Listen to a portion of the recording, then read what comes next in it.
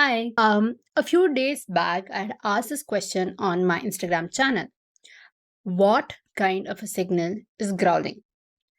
I'm here today in this video trying to discuss this beyond just answering this question. I wanted to have a more detailed discussion about this topic. Growling, unfortunately, is seen as a sign of aggression, and dogs displaying growling are labeled as aggressive or reactive and then met with a lot of aversive methods or are misunderstood. When you see that growling comes out of anger or aggression or dominance, we are more likely to meet this signal with further power establishment.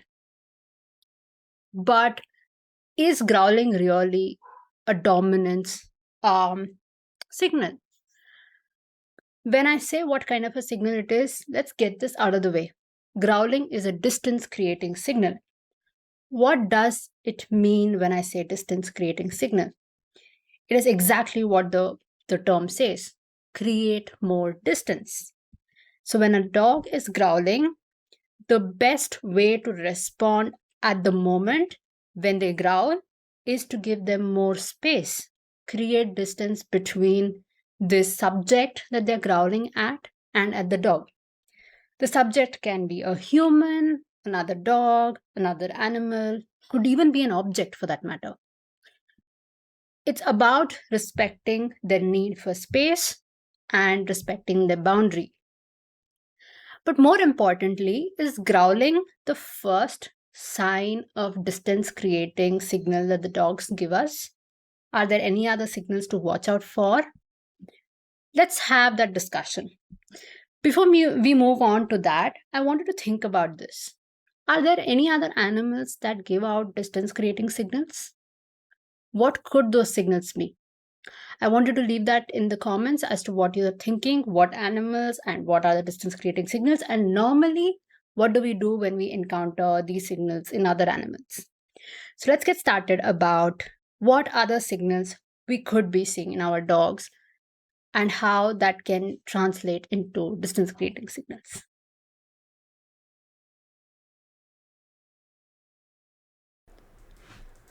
Okay, so we were talking about what are the other signs to look out for. The first sign that I want you to think about is barking.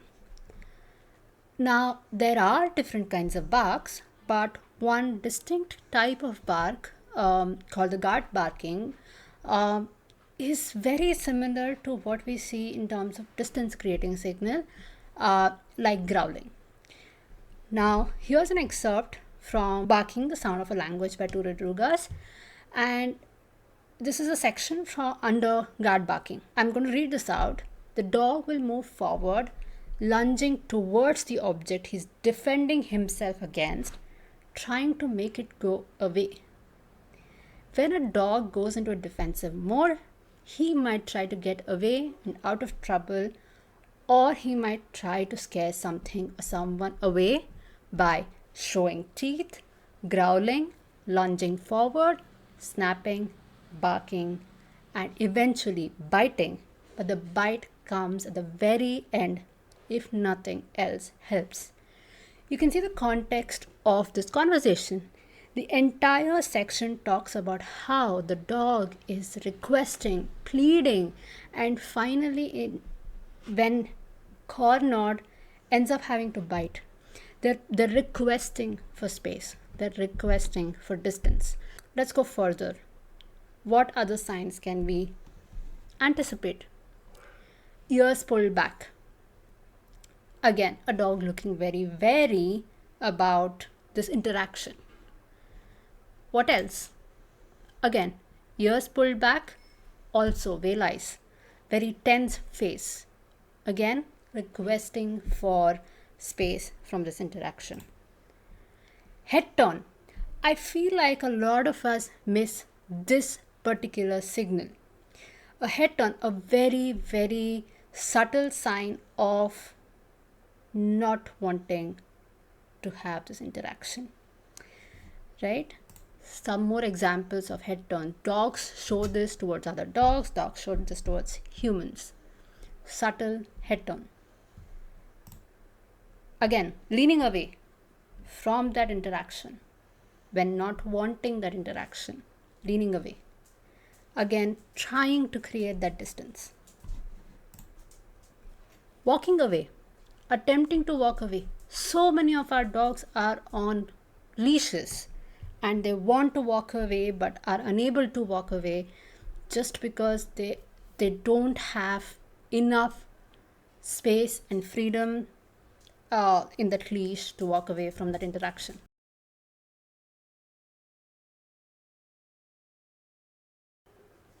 Now, we went through all these signs: ears pulled back, tail tucked in, leaning away, walking away, body turn, head turn, veil eyes, barking, showing teeth, all of this. But does it mean that they happen in a sequence? Smallest sign to the biggest sign and then to the bite? Now, it's important to remember that when they encounter threatening situations, they may give out the subtle signs and then have to escalate their communication. But sometimes dogs who are so dysregulated and pushed into an extreme feeling of being cornered repeatedly may choose to just ignore all of these communication and escalate to whatever has worked for them in the past. So yeah, maybe some dogs do have an escalation process. Some dogs don't. It depends really on, firstly, what communication has worked for them in the past, and second, how well regulated they are and how much we're actually able to respect the communication. This whole conversation on what kind of signals you can look out for was firstly meant for you to start recognizing these signals as distance creating and take a call the moment you are able to observe even one of those small subtle signs of distance creation. But let's say it has escalated. Even then, you can take a call to de-escalate it by giving the dog the required space. How much space to give the dog? Ask the dog. At what point do they feel comfortable? Where do they feel comfortable? How much distance do they feel comfortable with? Give them that distance. Give them that space. It's always important that we respect their need for space, need for freedom, need for guarding themselves. For all we know, these situations are creating a sense of need to take a call for their survival. So if the question in their mind is about survival, then they might do whatever it takes to survive. And so it's absolutely necessary that we keep an eye out for these signals and create that distance when they're asking for it. It's also important to remember that a dog that has nowhere to go is very likely to give these signals and be more loud about them. So a dog who might be crated, a dog caged, a dog tied up, a dog cornered, a dog leashed, they all are more likely to have a louder signal of that distance creation, especially if they've not been given the freedom to walk away from that situation. Now, I will share a very old video of myself and a street dog interacting, and I want you to see if you're able to catch the distance creating signals, if there are any distance creating signals, and what do you think happened in the video versus what do you think could have happened in the video.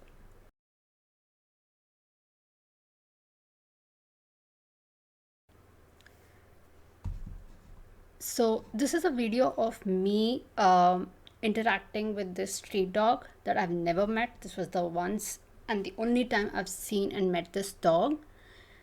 I want you to see what are the signs given by the dog, and are they distance creating, or the dog was wanting to interact with me.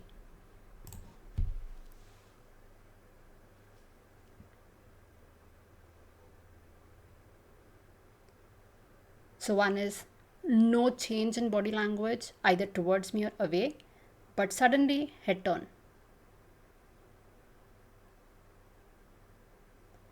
Turned away again, very slightly.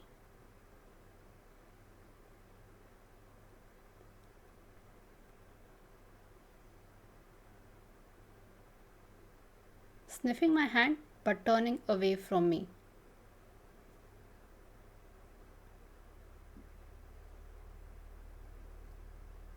Again, turned away, turning away the head very slightly.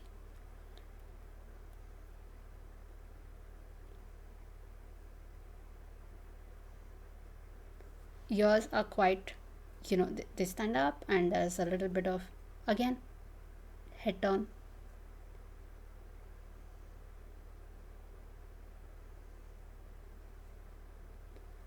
And walked away. Do you think that the dog was interested in this interaction? One question for you to think about and respond to me in the comments. And second is, if I did go ahead, firstly, me walking towards the dog and then taking a few steps towards the dog, almost very close to the dog, was it the right thing to do? Third is, if I had continued and then touched the dog, petted the dog, what could have happened? Think about these things. Leave that in the comments below.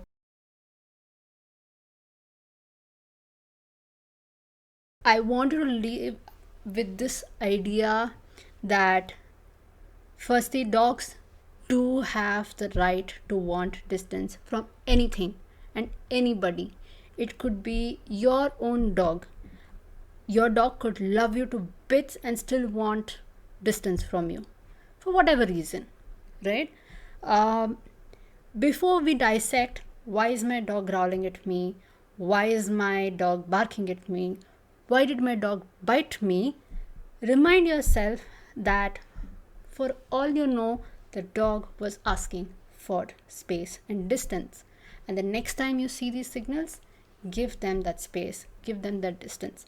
You can always go ahead and then figure out what was bothering them about that situation, what was bothering them about that interaction, what would they have liked us to do before they had to decide to take the situation in their own hands and bite or growl or whatever it is.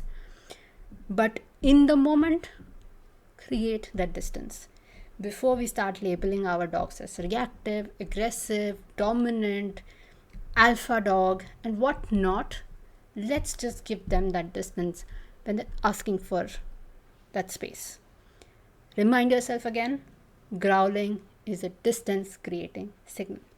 Thank you for watching this video.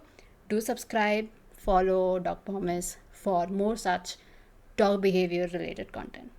Thank you. Bye. See you in the next video.